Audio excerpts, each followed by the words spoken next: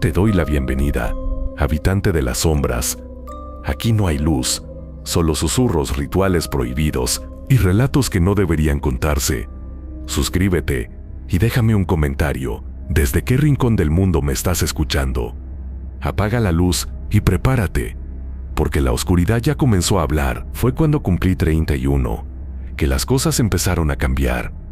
Ya tenía mi casa, un rancho pequeño con techo de lámina, unas pocas gallinas, mi moto y un trabajo estable cuidando una finca cafetalera en las afueras del municipio. Era tranquilo, me pagaban por vigilar de noche y dar rondas cada cierto tiempo. Nada más la finca estaba rodeada de monte y el único acceso era un camino de tierra por el que rara vez pasaba alguien. Por eso me extrañó tanto verla. Fue una noche de jueves. Me acuerdo porque ese día había llovido fuerte por la tarde y el lodo todavía estaba fresco cuando la vi acercarse por el camino. Era una mujer joven, delgada, con una falda corta y una blusa pegada al cuerpo. Desentonaba con el lugar y la hora. Iba descalza pero caminaba como si no sintiera el suelo. Sus ojos eran grandes y negros, su piel morena brillante bajo la luz amarillenta del foco que colgaba en la entrada. No dijo nada, solo se quedó parada ahí, mirándome como si me conociera. Desde muy joven me acostumbré a vivir solo. Mi familia era escasa. Mi madre murió cuando yo tenía apenas 15 años, y de mi padre nunca supe nada. Me crié en un cantón de Chalatenango, allá por el norte de El Salvador, donde todo el mundo se conoce pero nadie se mete con nadie. Al menos no si quieres seguir respirando tranquilo. Crecí entre cafetales y rumores, porque en el pueblo las historias corrían más rápido que el agua por las quebradas en invierno. Hablaban de mujeres que se convertían en culebras, de brujos que vendían su alma por dinero, y de gente que desaparecía sin dejar rastro. Pero yo no creía en nada de eso. Para mí todo eran cuentos de gente sin oficio. ¿Se te ofrece algo?, le pregunté, con esa incomodidad que uno siente cuando algo no cuadra. Ella sonrió, una sonrisa lenta, como si le costara mover la cara, y dijo con una voz suave, casi melosa, que se llamaba Mariana y que venía buscando a su tío, supuestamente alguien que trabajaba en la finca también. Le dije que ahí solo estaba yo y que nadie más vivía cerca. Entonces puso una cara de tristeza que me hizo sentir culpable aunque no supiera por qué. Me pidió quedarme un rato, descansar un poco, que había caminado mucho y tenía frío. Y como soy humano y no de piedra, le ofrecí pasar al rancho. Le di un café y me senté al otro lado de la mesa mientras ella lo tomaba. Era muy bonita, pero había algo raro en ella. No sé si era su forma de mirar o la manera en que hablaba, como si cada palabra estuviera ensayada. Pasaron unos 20 minutos, cuando me dijo que no tenía dónde quedarse, que si podía dormir ahí esa noche, y se iría temprano. Yo me resistí, pero al final acepté. Total, tenía un cuarto vacío, y la finca era grande. ¿Qué podía pasar?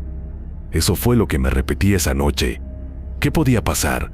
Me dijo que había soñado con mi madre, que la había visto sentada a mi lado mientras yo dormía, y eso me dejó sin aire, porque nadie sabía cómo era mi madre.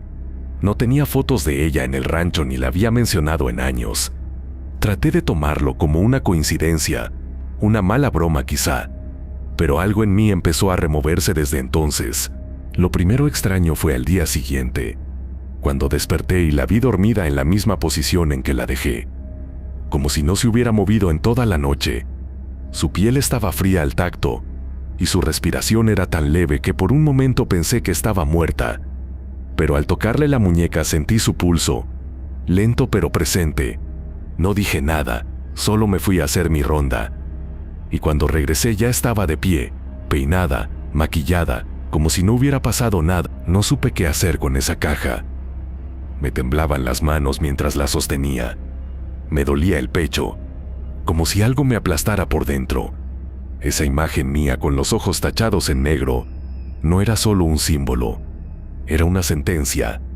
Lo sentí claro, la tiré con rabia al monte, pero en el fondo sabía que no bastaría. Ese objeto no había llegado solo, alguien lo había puesto allí mientras yo dormía. Y lo más aterrador era que las puertas del rancho estaban cerradas con llave desde dentro. Esa misma noche, volví a soñar con el pozo, pero esta vez me veía a mí mismo parado al borde, con los brazos extendidos, mientras una figura negra subía desde el fondo. Era ella, o algo con su rostro, pero más delgada, más pálida, con los ojos completamente blancos y la piel llena de grietas, como si estuviera hecha de barro seco.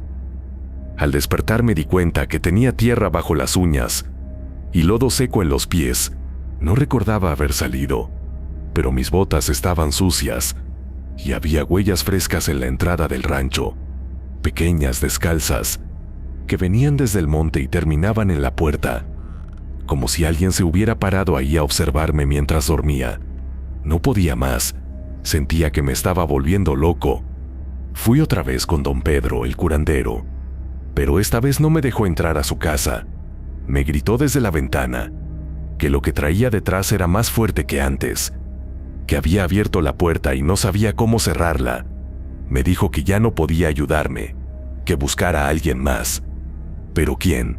En mi pueblo todos los que sabían de estas cosas estaban muertos o se habían ido hace años. Decidí volver a la finca, recoger mis cosas y largarme de ahí para siempre. Pensé que con alejarme sería suficiente, que el mal no podría seguirme si dejaba atrás ese lugar. Pero cuando entré al rancho, todo estaba cambiado, como si hubiera pasado una tormenta adentro. Las paredes estaban arañadas, las ollas tiradas en el suelo, y sobre la cama encontré un dibujo hecho con carbón. Era yo otra vez, pero esta vez sin cabeza. Salí corriendo sin mirar atrás, subí a mi moto y me fui directo a casa de mi prima en San Ignacio. No le dije nada al principio, solo le pedí quedarme unos días. Pero al tercer día empecé a ver cosas, sombras que se movían por el rabillo del ojo, siluetas reflejadas en los vidrios que no coincidían con mi cuerpo. Y cada noche volvía a soñar con el pozo, cada vez más cerca de caer. Una madrugada, mi prima me despertó con gritos. Decía que me había visto parado frente a su cama, mirándola fijamente, pero yo no recordaba nada. Me juraba que mis ojos estaban completamente blancos y que hablaba en un idioma raro, como si murmurara algo desde el fondo de la garganta. Me obligó a irme. Con miedo en los ojos, me dijo que no volviera. Vagué por varios días, sin rumbo fijo, cambiando de lugar cada noche, pero nada servía. El sueño era siempre el mismo, y la presión en mi pecho no me dejaba en paz. Decidí ir al pueblo donde mi madre nació, un lugar pequeño en la frontera con Honduras, pensando que quizá allí encontraría alguna respuesta, algún anciano que recordara algo sobre esto. Llegué después de anochecer.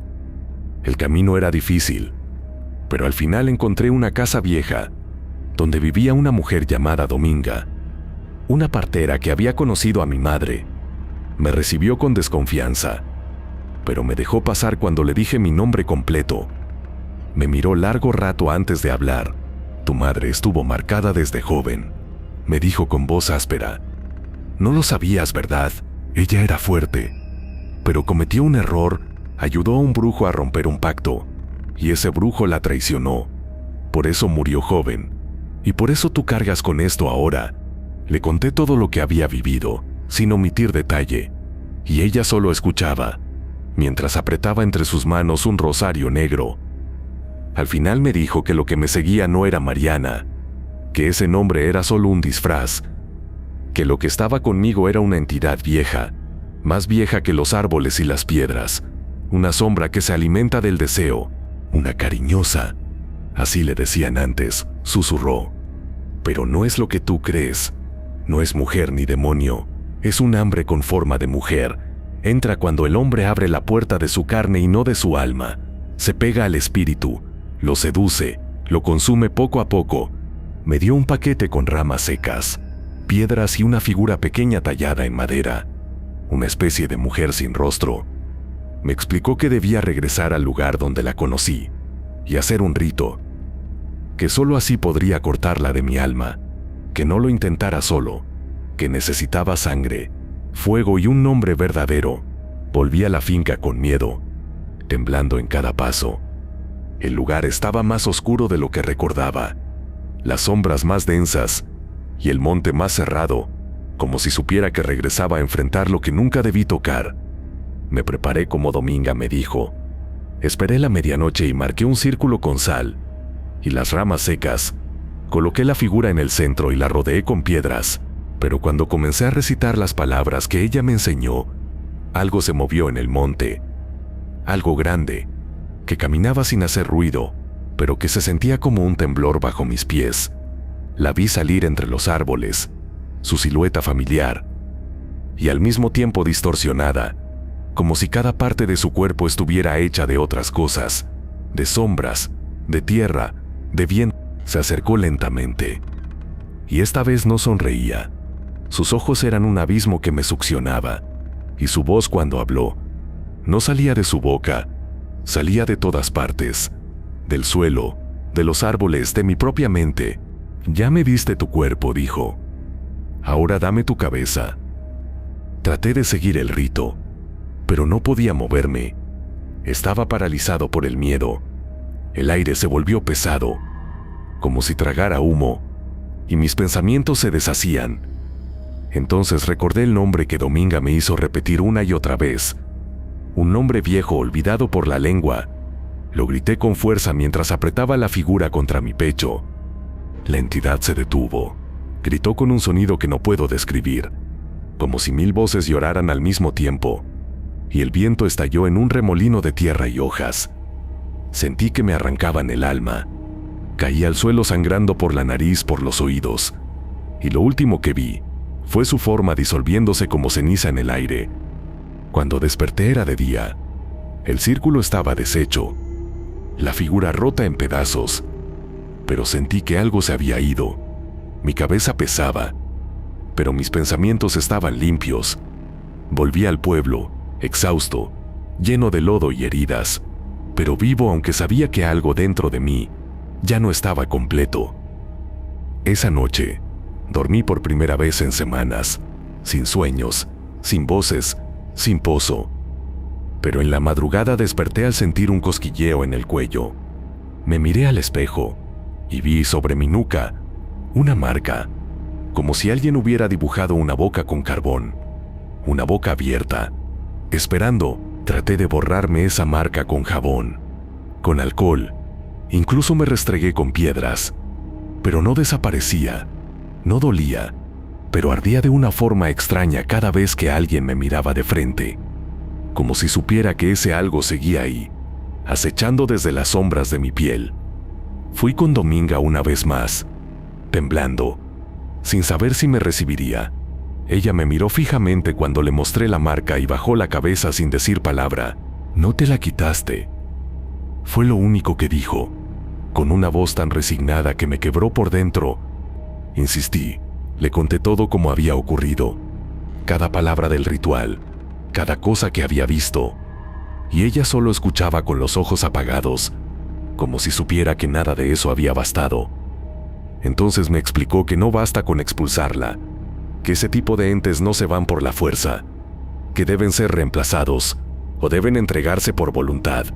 Lo mío fue un corte incompleto, una ruptura a medias, y ahora ese vacío era un llamado constante para ella. No quiere tu cuerpo ahora ni tu alma, ahora quiere tu mente, quiere entrar por donde crees que estás más a salvo. Susurró mientras me daba un amuleto que olía a hueso quemado. Vas a tener que elegir, o le entregas a alguien más, o dejas que ella termine de comerte. Me negué de inmediato. No pensaba arrastrar a nadie más a esa pesadilla.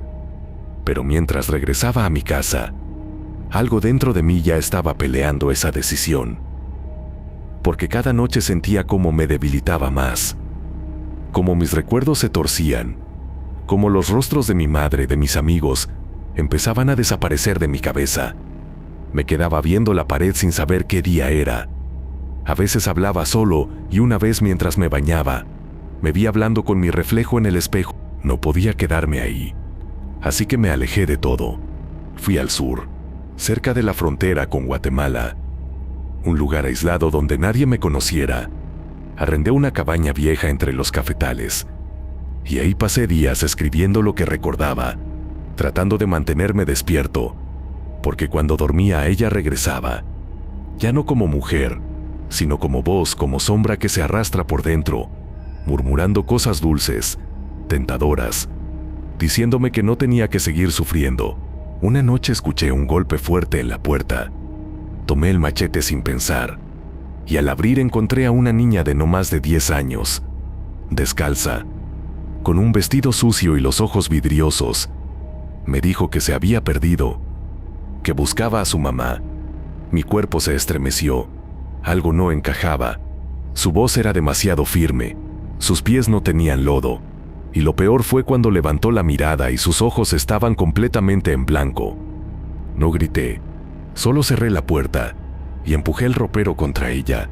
Recé todo lo que pude, no dormí en 2 días, hasta que al tercer día ya no sabía si lo había imaginado o si era parte de mi locura. Pero las huellas en el lodo afuera de la cabaña seguían ahí, huellas de pies pequeños, con garras al final. La marca en mi nuca se agrandó. Ahora parecía moverse, como si respirara, como si algo dentro de mí estuviera creciendo. Traté de arrancármela con una navaja.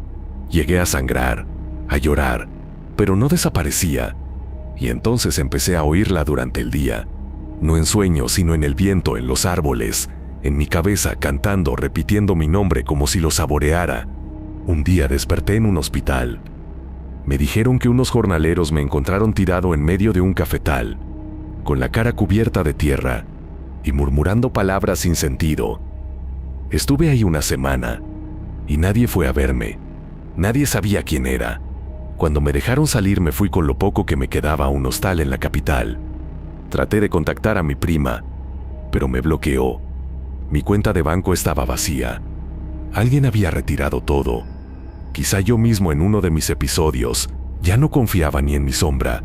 Fue ahí cuando la idea me golpeó, como un susurro suave en el oído. Tal vez la única forma de salvarme era contando todo, dejarlo por escrito, no para advertir, sino para transferir, para mover esa carga, como Dominga dijo. Tal vez si alguien escuchaba, si alguien se metía lo suficiente en esta historia, la sombra encontraría una grieta por donde salir. Así que empecé a narrarla, a escribirla, a recordar cada detalle, cada imagen, cada paso. Lo hice sin pausa, como si algo dentro de mí me dictara las palabras. Cada frase parecía brotar sola, cada imagen venía clara, como si estuviera reviviendo todo de nuevo. Y a medida que avanzaba, la marca en mi nuca se hacía más ligera, menos viva. Por eso estás aquí ahora. Por eso estás escuchando esto, leyendo esto, siguiéndome en cada palabra. Y mientras tu mente intenta procesar si fue verdad o no, mientras sentís esa comezón leve en el cuello, o esa sombra que se mueve justo detrás de ti sin que quieras voltear a verla, yo ya casi termino. Ya casi logro que la historia pase a través tuyo. No sé tu nombre, ni dónde estás, pero si has llegado hasta aquí, ya no importa. Ya abriste la puerta, ya dejaste entrar la historia. Y eso es todo lo que ella necesita para empezar a buscarte. La cariñosa no se alimenta de cuerpos, ni de sangre, ni de almas perdidas. Se alimenta de atención, de pensamientos obsesivos, de memorias compartidas. Y ahora que la conoces, ahora que sabes lo que busca y lo que hace, solo me queda preguntarte algo simple. ¿Vos también sentís que te está mirando?